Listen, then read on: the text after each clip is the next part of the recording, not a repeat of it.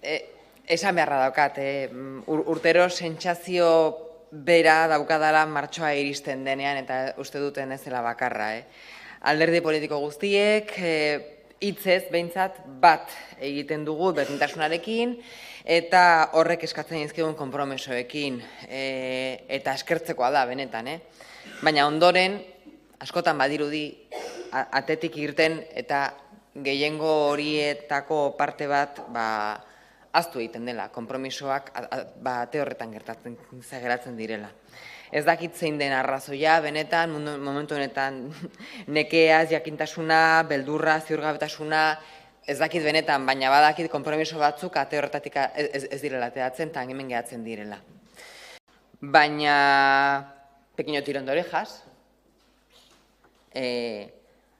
a los partidos que sostienen el gobierno aquí en la Diputación. Esto no es algo que ocurre en la Diputación de Guipúzcoa, pero sí ha ocurrido este mismo año, el año pasado, y voy a leer la composición de gobierno de mi ciudad, de mi ayuntamiento, sostenida por los, y que se ha firmado por los partidos que tienen que cumplir con lo que acabo de leer. Pactado hace menos de un año. Y la delegada de Igualdad es la que tiene dedicación al 50%. Y está fuera del Consejo de Gobierno.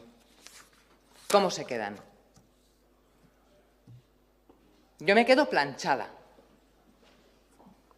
6 hombres y 4 mujeres, perdón, he dicho 6 hombres y 4 mujeres. La primera teniente alcaldesa es mujer y no vuelve a haber una mujer teniente alcaldesa hasta la 8ª. ¿Qué proporción es esta?